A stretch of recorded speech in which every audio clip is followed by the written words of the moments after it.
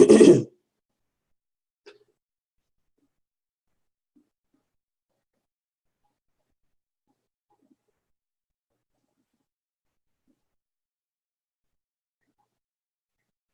we go. We are now live. Welcome, welcome, welcome.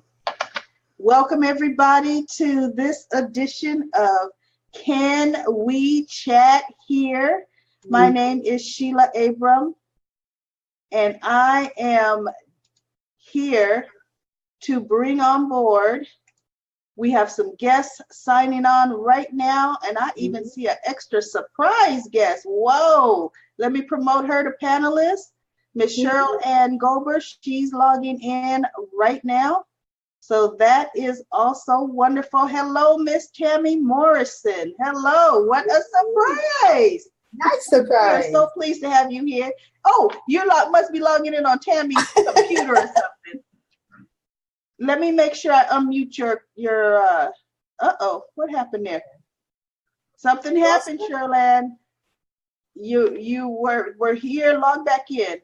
She's logging in under Tammy's yeah. Must be Tammy. I am waiting to hear this notification that you're live so that I could stream it to my page. There we go. Yes, we are live. You could stream it to my page or whatever. We're live on Facebook, everybody. So go ahead and share this. I'm going to actually bring it up on my phone and mute the sound so that I can monitor some of the chats in case somebody makes a comment. This is interactive, so you can definitely make a comment. I am still waiting. Uh-oh. Yeah. Cherylanne will be coming in. She's trying to go back in. She's still waiting. Oh, you hear my echo? I'm hearing the echo, so we're going to get rid of that. There we go. Okay. Yeah, my phone is muted. All right, so we're just going to wait. We're going to talk. We're going to chat because that's what we do. Well, there she is. She's back now, so I'm going to pull her over. Okay. And it hasn't come up yet, but okay. I'll check later. It should be because I see it on mine. Yeah, usually it's on mine quickly. There you are, Cherylanne. There you are. Yes, she is. Okay, so I'm going to unmute your mic. Welcome, Cherylanne. This is a pleasure. We're so thrilled to have you on Can We Chat Here? What we like to do is we like to talk about real life situations, you know, things that are affecting everyone in the world. We like to talk about. Maxine, is that your? Yeah, that's what I just. I got rid of it. Okay. We like to talk about things that are going on and also give a solution, because stories inspire people. When people hear our stories, they start to say, hey, wait a minute, that's me. And now there's an answer or there's a solution to what's going on in my situation. And that's what we're here for. What we're going to do is we're going to start out with Miss Maxine Jones. She's going to briefly give her retirement story because tonight it's called Retiring in America. Oh, yeah. And I know everybody, Maxine Jones does not look old enough to be retired. She doesn't. When she told me she was retired, I said, oh, you took an early retirement. She says, no, I didn't. Miss Maxine Jones, can you tell us a little bit about retiring in America and what that meant for you? Oh, well, I could start by saying this. To many Americans, the American dream of retirement has become the American nightmare. And this is one of the reasons. We are not financially prepared for retirement. We are not financially educated so that we can prepare for retirement. And I'll use myself as an example. Now, I worked for the Postal Service for 29 years, and that wasn't my main job, but that was the one that would afford me retirement. And I did absolutely what we were taught, go to school, get your degree, get a secure job, And with the federal government, they tell you, oh, that's a secure job, civil service, whatever. And I thought, oh, that's what I did. I did all three. And as I said, I worked with them for 29 years. And it got to a point where I had to reapply for my own position. And that's the sad thing, because a lot of corporations, that's kind of a way to force you out, So I got to a point where I decided that, I had the age, I had the number of years, and I decided that I wanted out. So I opted out. And I thought that my retirement would be so-called kind of easy street, that everything was in place. I had a 401k and everything would be well. But you are not prepared for the fact, let's say my medical premiums, they didn't go down. They were the same. For retirees, as far as everyday things, gas, food, whatever, those costs were going up. Your income is actually less, because with the Postal Service, what they do is they take your high three, and then you get 56% of your high three, whatever your high three is. Now, what does high three mean, Ms. Maxine? Your highest 3 years of salary. Yeah, so they combine that, and you end up with 56%. Now, of course, because of inflation and the cost of living, now you have to live with less of a salary, which is not the American dream. So that's a mindset that you have to really adjust to. So I thought I was safe with my 401k. That was not true either. We are absolutely ignorant sometimes when it comes to financial things.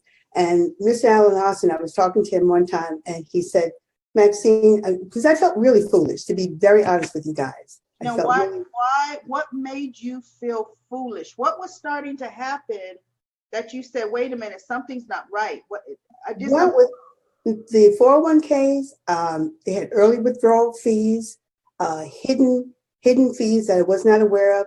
And I really thought that it was safe. I didn't think it was attached to the stock market. I really didn't know that.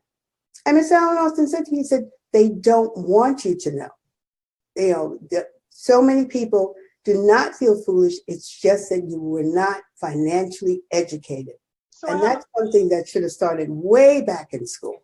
Now, one question for you, Ms. Maxine. Mm-hmm. You said that you had early withdrawal fees, but you were at retirement age and you're retired. This is a scenario. Yeah. Wait a minute. That should be they should be paying out your money, you would think. No. And it was not going to make it as far as late retirement for me. It was really hemorrhaging out. So when I retired, I did not want to retire with credit card bills or, car payments. So I decided that I wanted to pay all of that off and decided to make a withdrawal. Well, they hit me with some big time fees that I was really not prepared for. But because I didn't want any baggage, I did it anyway. But then we had the stock market crash. That's when I really got hit. And I lost a significant amount of money because the 401k is attached to the stock market. A reality check. You're actually playing Russian roulette with your money. Wow. Yeah. Wow. Yeah. And we're going to come back to you in just a moment, because you looked up some interesting stats, which is interesting, that now you're looking up stats. You're already retired. You're already affected. Mm-hmm. But you said, let me do some research because we were going to do this segment. So some of that information is going to really help people that you found. Now, we are not financial advisors. I want to say this right now. Can We Chat is about our stories. Miss Maxine Jones is telling you her story. Cherylanne Gober, we're getting ready to go to Cherylanne. She's going to tell her story. Miss Maxine, can you introduce Cherylanne, please? Oh, I'd love to introduce Miss Cherylanne Gober. Well, when Miss Cherylanne Gober shared her story at one of our wonderful Let's Go weekends. And we knew we had to have her on Can We Chat here. Miss Cherylanne Gober is the #1 affiliate, North American affiliate in Karatbars International. And that is a company that we are all affiliated with. And we are so proud and deeply honored to introduce to you Miss Cherylanne Gober. Miss Cherylanne Gober. Your mic is muted. Unmute your mic. I did. My dog's barking, so I get on the phone, get on the webcast, and he wants to talk. And but anyway, I love you too, and you both look gorgeous tonight. Let me say that. And thank you. Yes, you do. I love the pearls. Well, thank y'all for allowing me to be here. I love that red and those eyes. They just mesmerize me.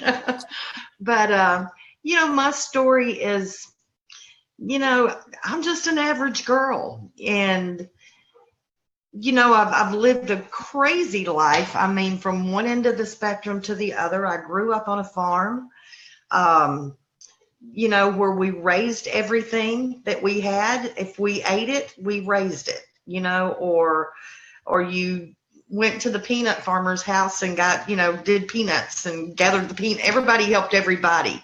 When it got time to bale hay, we all baled hay.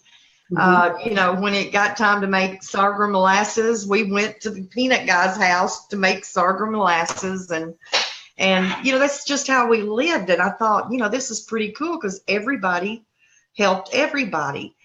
And little did I know at that time I was poor.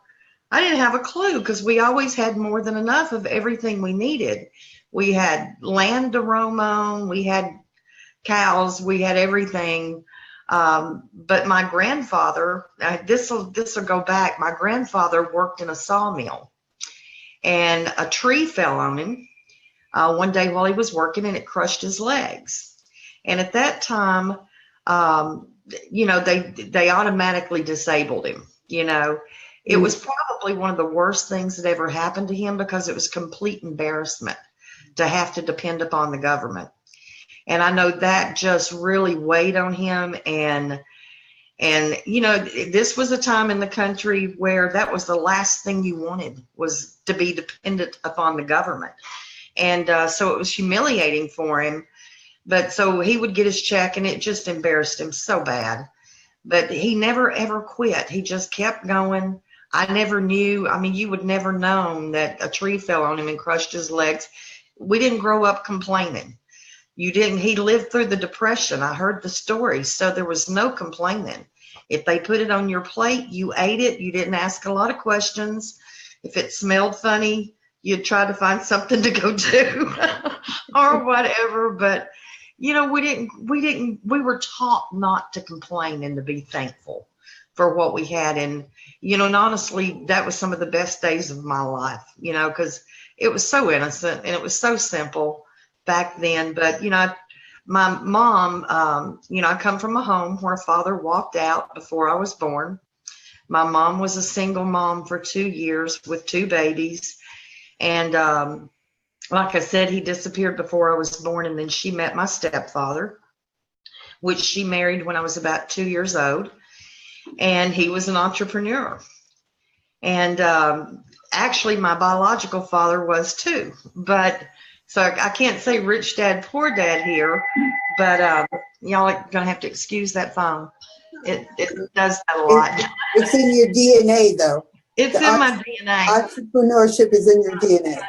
But, growing up, I had a grandfather that made it happen. When it came to feeding the family, he made a way to make sure the family was fed.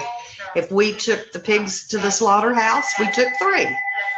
We came back with 2, and he bartered, for the processing on that. It's just what you did. Nobody thought anything about it.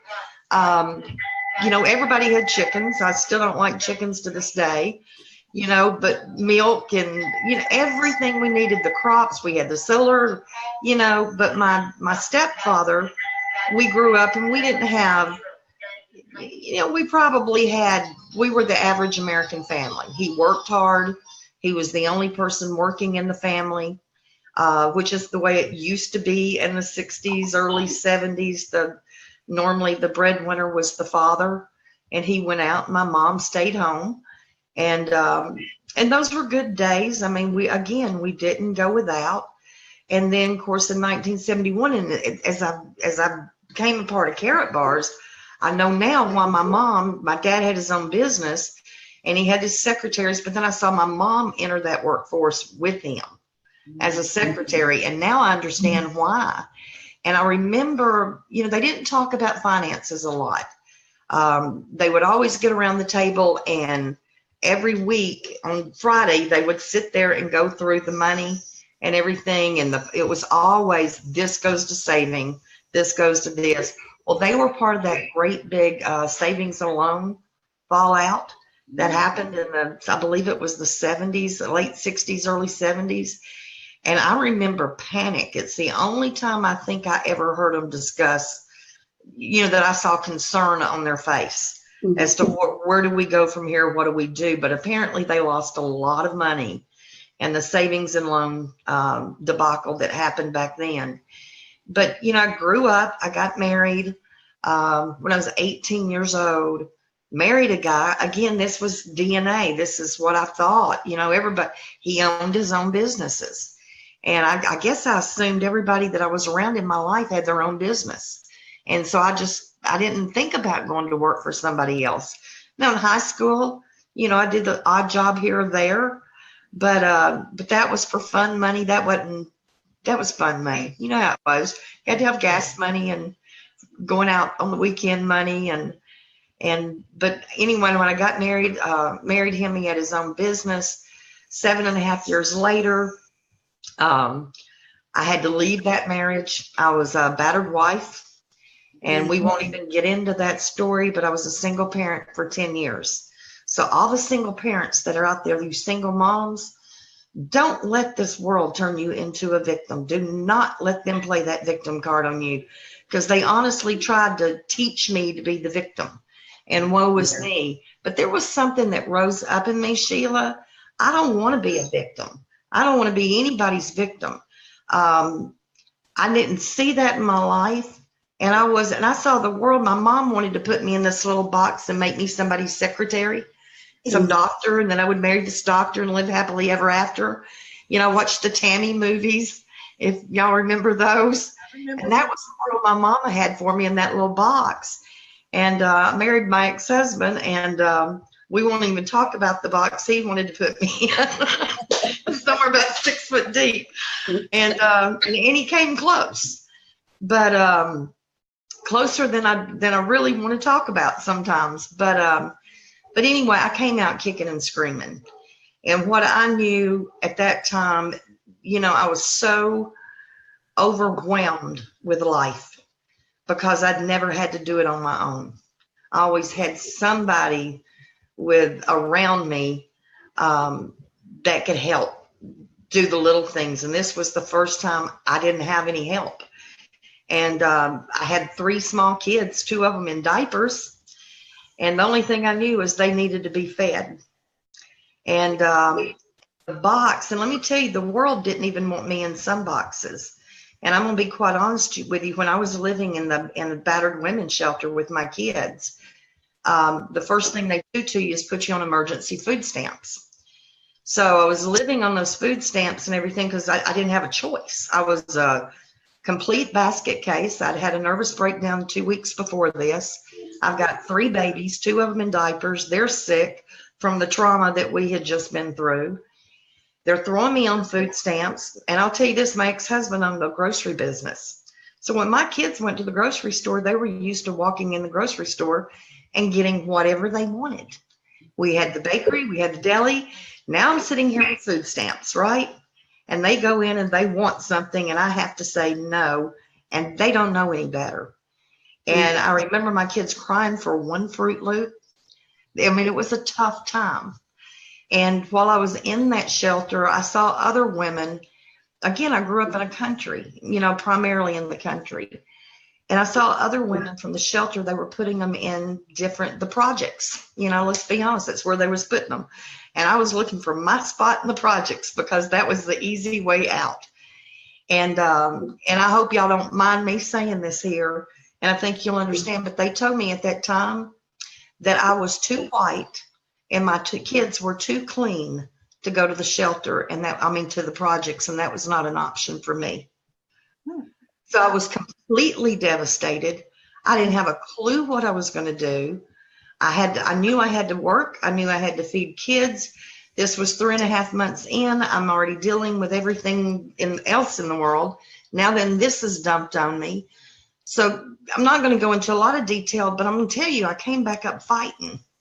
You know, when you hit rock bottom, you're going to come back up. If there's anything, any salt in you whatsoever, you're going to come back up screaming and kicking and whatever. But they weren't taking me down.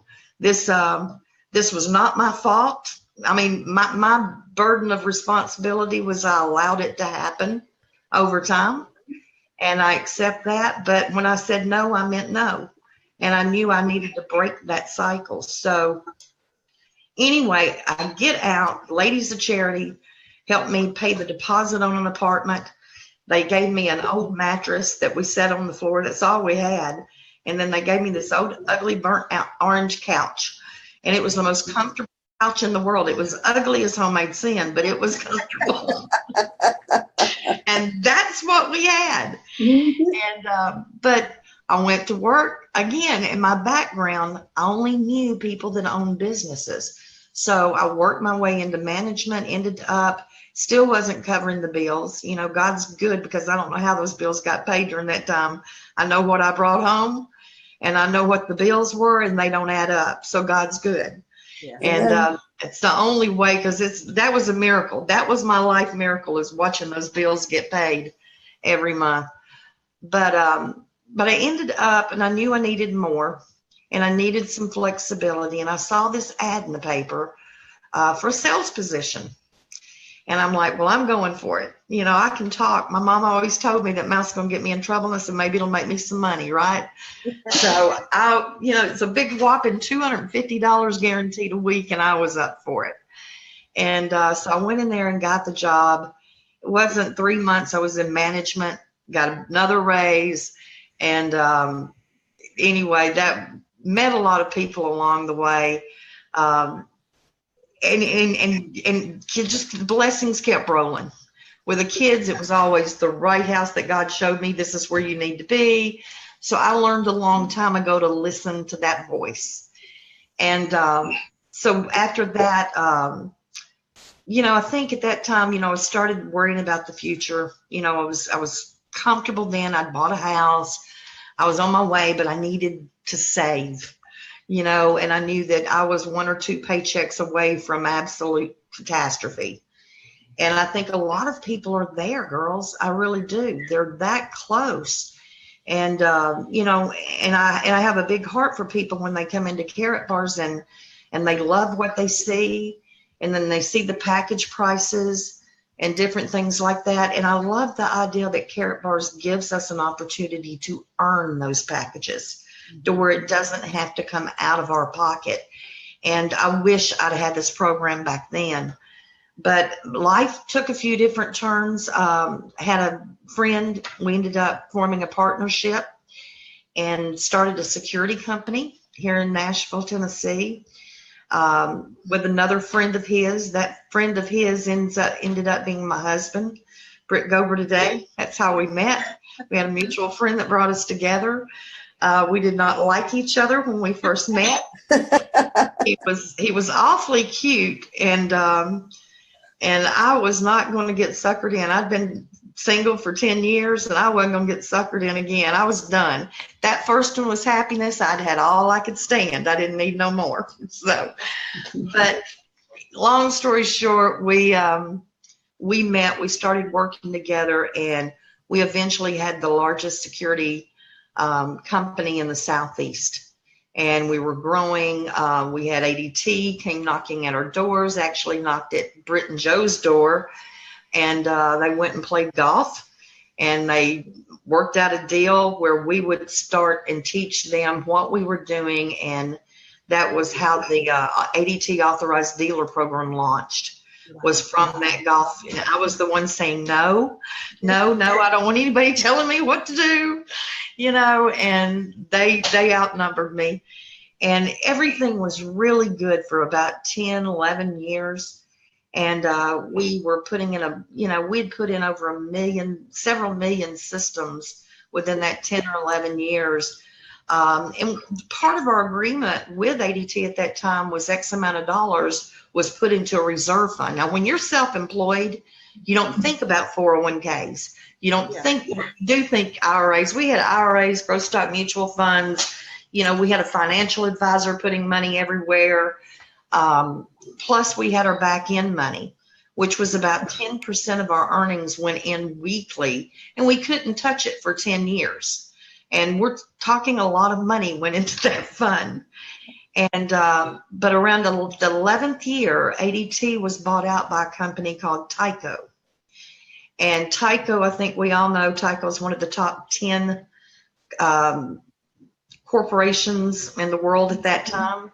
Mm-hmm. And I believe if you've never seen it, there's an American Greed story about Dennis Kowalski, that was the president and CEO of Tyco. And basically what was happening, he and his accounting friends were basically giving out $1 million loans to his buddies. And at the end of the year, they were writing them off as uncollectible. And they were interest-free at that. So, but they never came in. The SEC came in, busted him. And we started asking about our money. And long story short, I lost $32 million. Britain, I lost $32 million. Million. And that was a gut punch. It still rocks me to say that number. But we had done everything the world told us to do the right way. Honest business, had lowest attrition. We were put in the first people ever to be put in the ADT Hall of Fame. And here I am with nothing, because the money was gone. And yes, he went to prison. And, I don't harbor any resentment toward him. There was more than one person doing that. He got sick in prison. I wanted my money. I could care less about him in prison. Just give me my money. Give me part of my money. But it was gone. And over the next 7.5 years between legal fees and everything else, I finally said, forget it. Just forget it. I had my health. I got tired of going through that. Every time they told me to go to the storage bin to dig something else up and send back to them again and again, I kept sending them the same things over and over again just to run up that legal bill. And I finally made an agreement with them. Look, I'm done. Give me something, sign me off, zero balance. You get whatever you get. I'm done. But at that time, I had started a mortgage business, and had a really very successful mortgage business in Nashville. And we had done okay. God was still providing. I didn't have that money, but we were able to stand back up and build it back up again. Nothing close to that, but it was still something that could sustain us. I owned my own business commercial building in Nashville. Thank God I had this guy that wanted my building so bad. And he kept offering me money. And this was right after the real estate hack job that they did, 2007, 2008. And so the mortgage, when you've got mortgages coming in with an 830 Beacon with a 40% loan to value, and they're saying no to those loans because they were self-employed, I had bank statements to prove income. Didn't matter. Mm-hmm. And so, I knew then the writing was on the wall. It was going to be a while before this market came back. And I had some great people that worked for me. We helped get them placed with other companies, and I sold my building. Yay! So that's what I got. And then, and during this time, the bottom fell out of the markets. And everything we had in stocks, bonds, growth stock mutual funds, IRAs, 60% gone Again. again. Okay. And it was 7 years later, and I was sick. And, getting our age, it's like, how many times can we take this? How many times before I was young, we still had a lot of energy, still a lot of vigor. We still had kids at home. But that second go around, especially for Britt, he took it really, really hard. And, how many times have you got to build something up to watch somebody else, no fault of yours, that the mortgage business went down? And, no fault of yours that everything that your financial guy told you to put in this plate, and we were diversified, and it didn't matter at the end of the day, and it was gone. So, I do come from a different world of being, self-employed over the years, a tenacity to fight. And then when I came home for about 6 months after I sold my business, and then Britt gets this phone call, as we all know the story of the phone call. And I said no for 3 months, but I was jaded. Yeah. And rightfully so, because, twice. Yeah. And not, we had the little things. I had the marriage, that didn't go as I planned. I didn't plan on nothing. You don't plan on stuff, but crap happens. And it's called life, and you're either going to win it or you're going to lose it. And I'm going to be a winner. I'm not going to let somebody else dictate how this story ends. And so it's just, you get back up and fight. But once I started looking at carrot bars, man, oh man, my world changed. Because I keep going back into today. What if I had taken that 10% every week and put it into gold? Well, I was, Wow. So what if, and somebody else did, and it was physical and I was holding it, or what if those funds that we had accumulated and acquired and put into various products and stuff, during the 90s and 2000s, what if, that had been in physical gold. And what I know today is my what ifs are over. Yeah. I know where I'm headed right now. I've got a 1,000-year track record, a couple of 1,000-year track record with gold. So I'm done with the money games. And I think that was the one thing that I've learned in my life. And it's the first time in my life that I'm secure. It doesn't matter what you've got on paper. It's what you got in your pocket. Yeah. Now, Cherylanne, you were telling me one thing.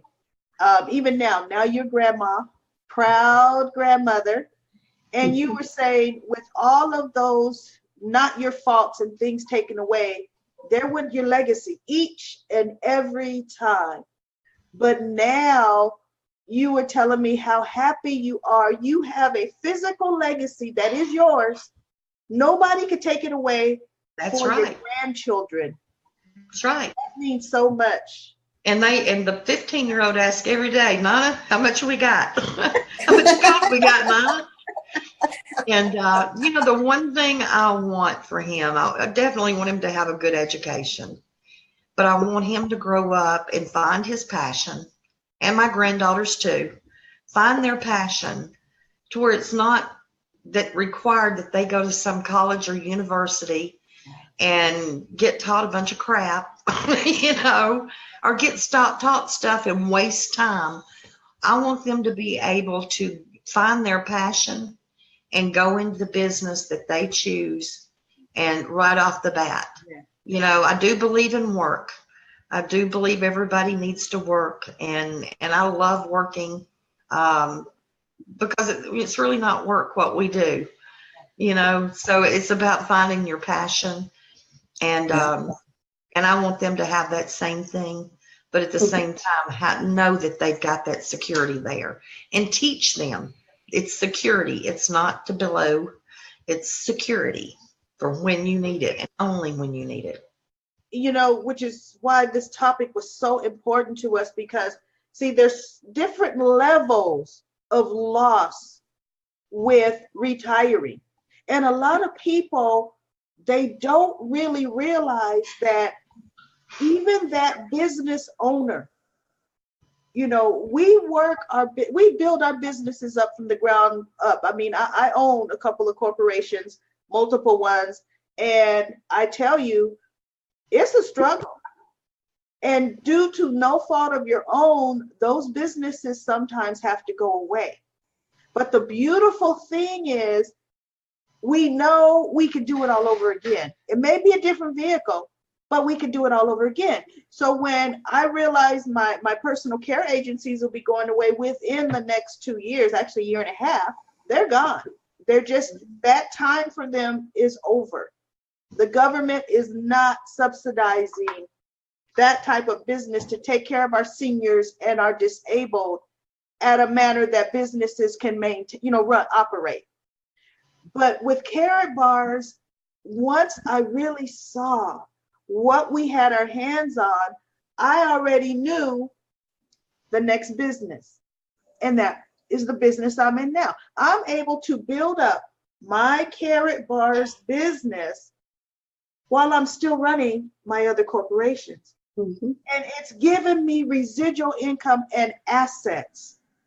100%. Now, Miss Maxine Jones did some research. She said, Sheila, I have to look up a few statistics that we wanted to share, because we want to open up some eyes.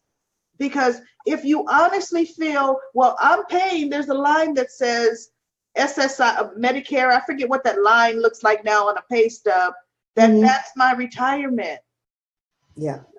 That's paying for somebody now. When you need it 30 years from now, it's not that they're putting your money from your paycheck in a special account that has your name on it. It's not. So Miss Maxine Jones, supposed to. What did you find out, Miss Maxine Jones? Oh, I found out some very interesting things that everyone needs to be aware of. So in 2013, the average retirement age was just about 65, while the average life expectancy was 85.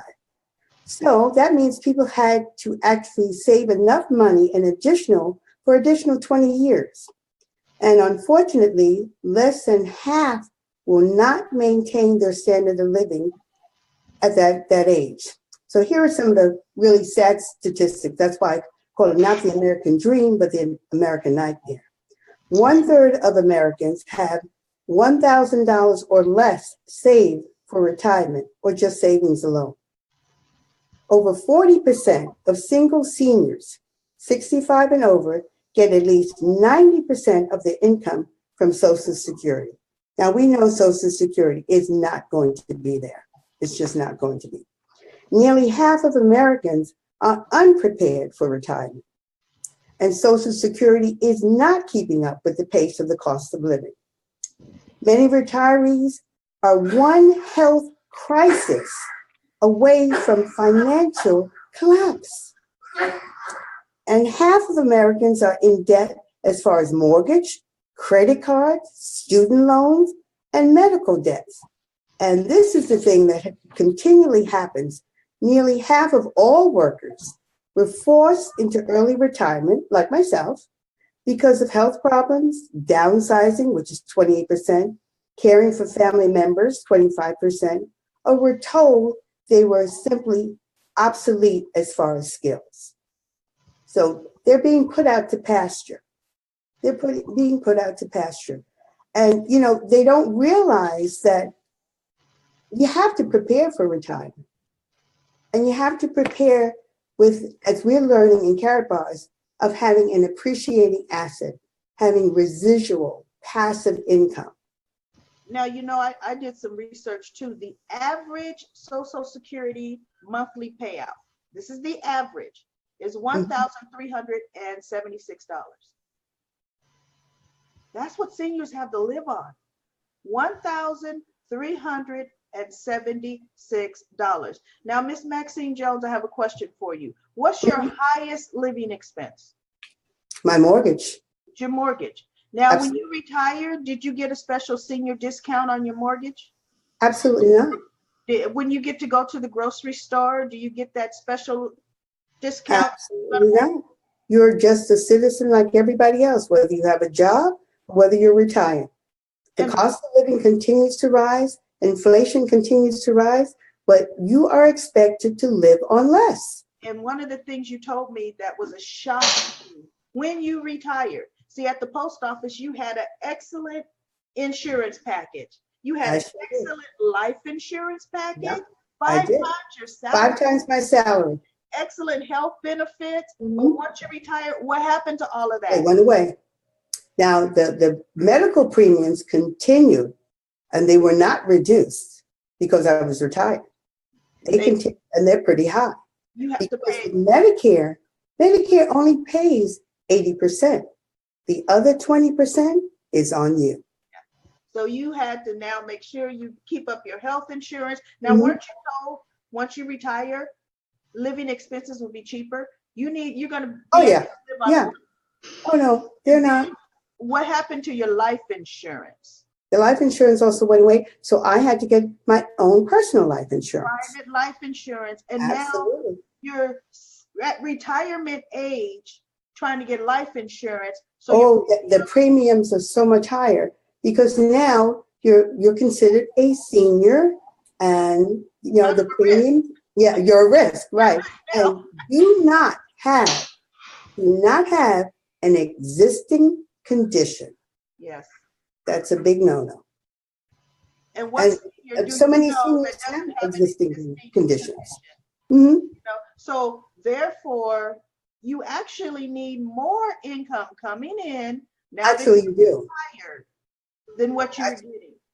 So what have you found as your solution for that? My solution is Carrot Bars International, and I'll tell you why. First of all, the very first thing that I learned in Carrot Bars International was to pay myself first. I never paid myself first. I also learned that gold was money. Because I'll be honest with you, I'll tell anyone, I thought gold was jewelry. I didn't know. But that gold was real money. And to pay myself first, not be the last person paying the mortgage, paying the light bill, paying utilities, all that stuff. Pay yourself first.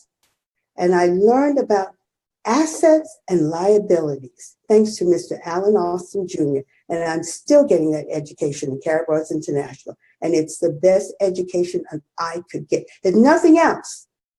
I would join Carrot Bars International just for the education alone. And nothing else.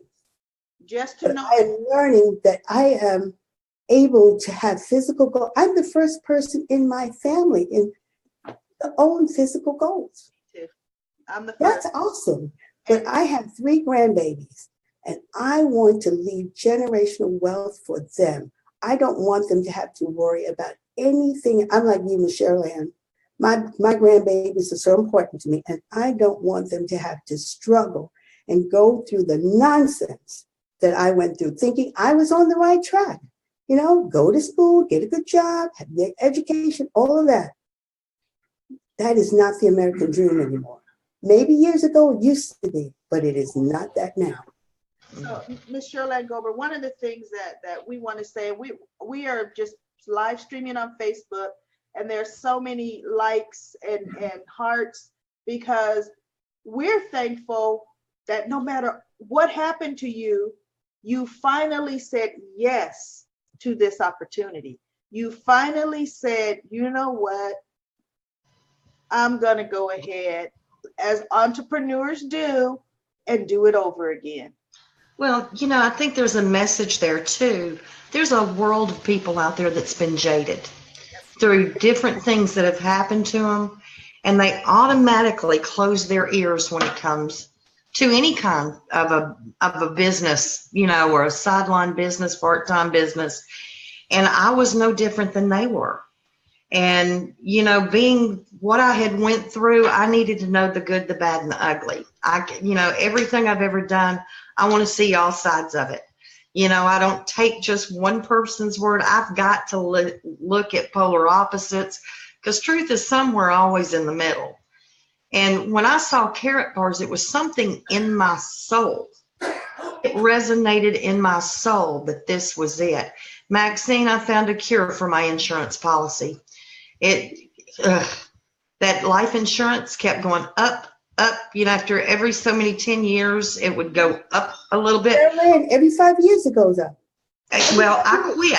I told them to keep it. And I started that about 5 years ago. I don't need it anymore. I'm going to take that money and put it in gold.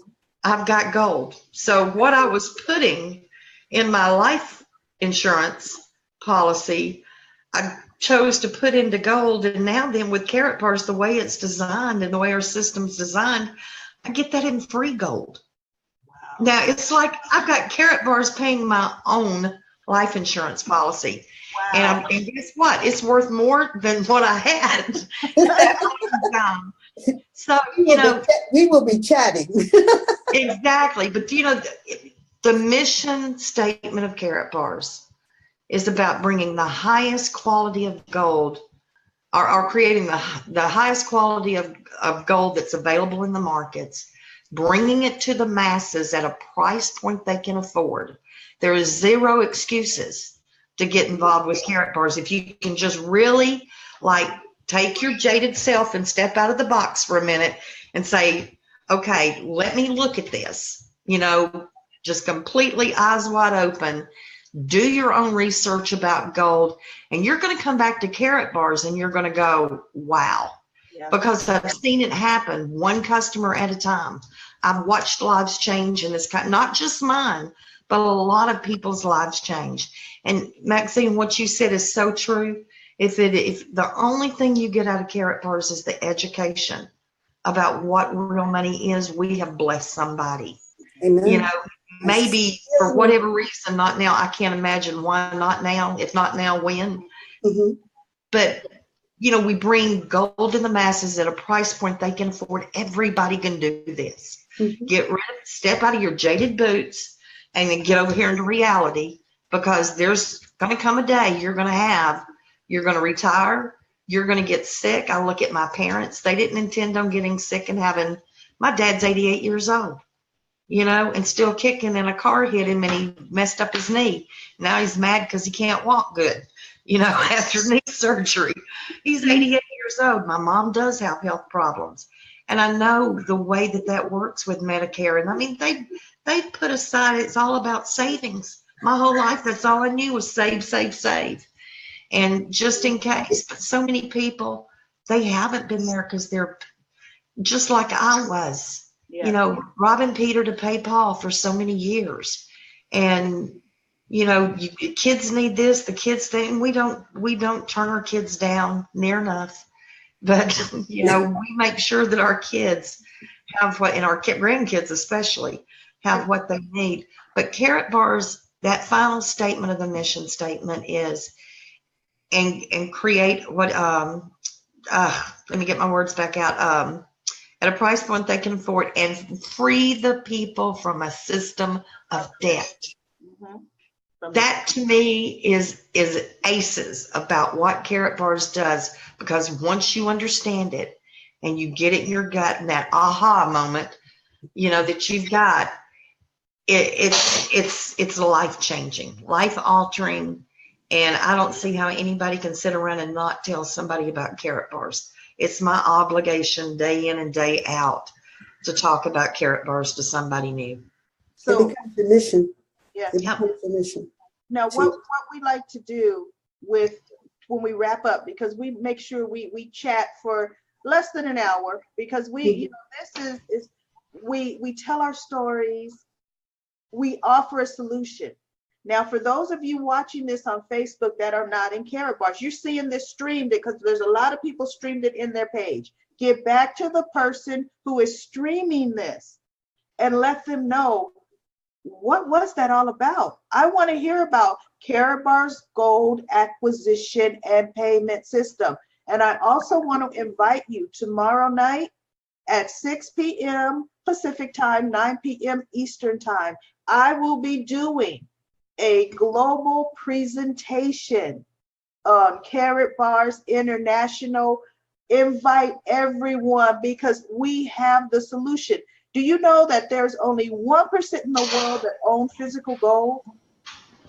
I'm a part of that 1%. I'm a part of that 1%. My children, they're adults, they all save in gold. They're a part of that 1%.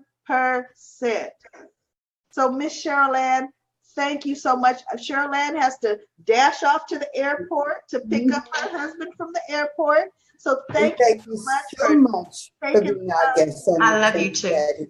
We love to share stories from all angles, all avenues. And the reason I don't really have a retirement loss story is, as an entrepreneur, I started saving for my retirement or building my retirement in real estate and now in physical gold.